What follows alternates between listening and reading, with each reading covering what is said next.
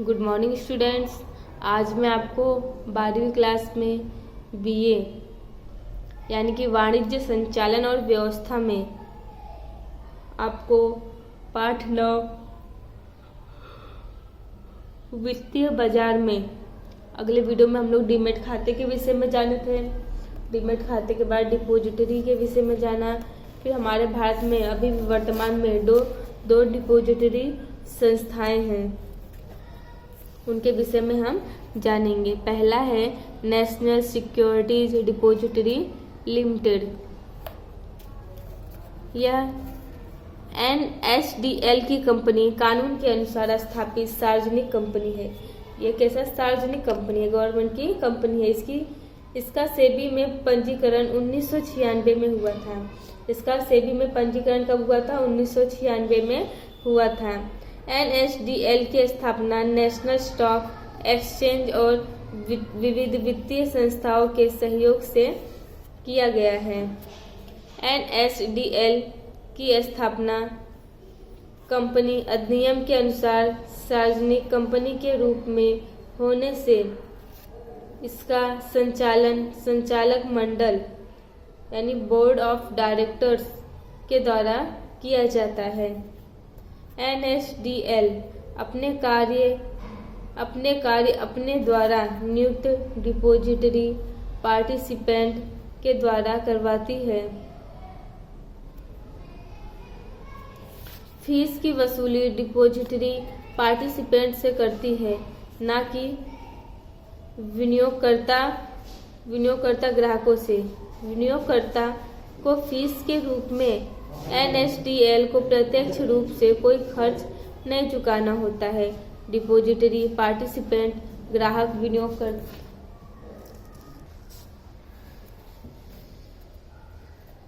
Fees की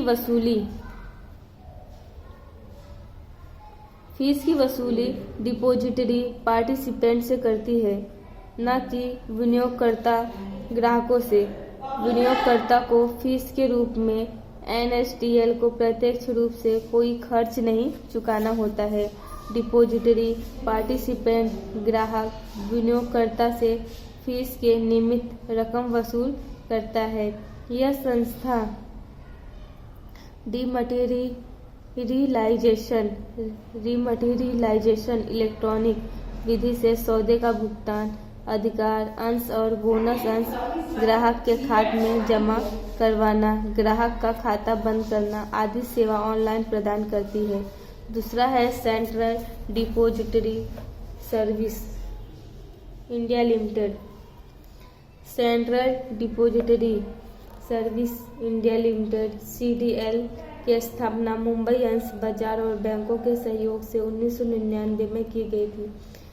CDSL का उद्देश्य विनियोगकर्ताओं को सुविधापूर्ण सेवाएं सुरक्षित रूप से प्रदान करना है। उसके साथ पंजीकृत पार्टिसिपेंट की सूची समय समय पर उसकी वेबसाइट पर प्रकाशित करती हैं। CDSL समग्र भारत में ऑनलाइन डिपॉजिटरी सेवा प्रदान करती है। समग्र देश में CDSL और NSDL के डिपॉजिटरी पार्टिसिपेंट उसके साथ इलेक्ट्रॉनिकली जुड़े होने से विनियोगकर्ताओं को अपने घर पर ही डिपॉजिटरी की सभी सेवाएं उपलब्ध होती हैं। NSDL और CDSL केंद्रित तथा प्रत्येक व्यवहार पर नजर रखती है। ये भारत की 2 डिपॉजिटरी सेवाएं थी। डिपॉजिटरी सेवाएं, पहला डीमटेरियलाइजेशन और रीमटेरियलाइजेशन। विनियोगकर्ता की भौतिक स्वरूप की जमीन गिरवियों को डीमटेरियलाइजेशन के द्वारा इलेक्ट्रॉनिक स्वरूप में रखते हैं। डीमैट खाते में जमीन गिरवियां सुरक्षित होती हैं। परिणाम के स्वरूप जमीन गिरवियों के चोरी होने या नष्ट होने का कोई डर इसमें नहीं होता है। इस अर्थ में डिपॉजिटरी को जमीन गिरवियों की सुरक्षा करने वाली बैंक कहते हैं। डीमैट स्वरूप में सुरक्षित जमीन गिरवियों को विनियोगकर्ता की इच्छा अनुसार रीमटेरियलाइजेशन भी किया जाता है। दूसरा है अल्प खर्च में जमीन गिरवियों का सरल परिवर्तन। डिपोजिटरी सेवा के कारण क्या है, जमीन गिरवियों का परिवर्तन शीघ्रता से हो रहा है, कागजी काम यानी पेपर वर्क में कमी आ गई है और भौतिक अंशों के परिवर्तन के साथ जुड़े प्रश्न दूर हुए हैं। उदाहरण के रूप में कृत्रिम परिवर्तन, कमयुक्त डिलीवरी। इसके अलावा विनियोगकर्ता के दलाली खर्च, डाक खर्च, कुरियर खर्च, स्टैम्प ड्यूटी आदि की बचत होती है। डिपोजिटरी के कारण मात्र एक अंश का भी व्यापार हो सकता है। तीसरा है शीघ्र सौदा। डिपोजिटरी के कारण सौदा शीघ्रता से होता है। डिपोजिटरी पार्टिसिपेंट जमीन गिरवियों का परिवर्तन शीघ्रता से करता है। सौदा होते ही तुरंत ही जमीन गिरवियां या नकद प्राप्त हो जाती हैं। विनियोगकर्ता को कंपनी के साथ पत्र व्यवहार करने की आवश्यकता नहीं होती है। अंश बाजार में जमीन गिरवियों का सौदा विविध पक्षकारों के मध्य इलेक्ट्रॉनिक पद्धति से होता है। अंश बाजार में जमीन गिरवियों का सौदा विविध पक्षकारों के मध्य मतलब सभी पक्षकार के बीच में वो भी इलेक्ट्रॉनिक पद्धति से किया जाता है। ग्राहक के खाते में लेखा।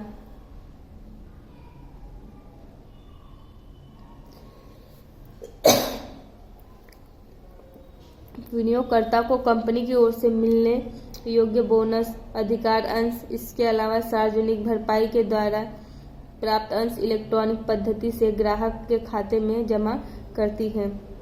गिरवी की सुरक्षा। जामीन गिरवियों को गिरवी रखने तथा जामीन गिरवियों पर लोन की सुविधा देती है कंपनी। गिरवी की सुविधा। जमीन गिरवियों को गिरवी रखने तथा जमीन गिरवियों पर लोन की सुविधा देती है। डिपोजिटरी सेवाएं। खाता स्थगित या बंद करने की सुविधा। लंबे समय के लिए विदेश जाना हो अथवा किसी कारण वश थोड़े समय के लिए खाता बंद रखना हो तो उतने समय के लिए खाता स्थगित करने की सुविधा देती है। आवश्यकता अनुसार खाते को बंद भी किया जा सकता है। सातवां सूचना तथा लेखा संग्रह। जमीन गिरवियों के साथ जुड़े प्रत्येक व्यवहार का लेखा डीमैट खाता रखता है। सूचना सुरक्षित रहती है और जब आवश्यकता हो प्राप्त हो सके इस तरह संग्रह भी करती है। 8वां विनियोगकर्ता और धनादेश गिरवी के बीच कड़ी। अंश बाजार में होते जमीन गिरवियों के व्यवहारों और सौदों में विनियोगकार और धनादेश गिरवी के बीच कड़ी के रूप में सेवा देती है।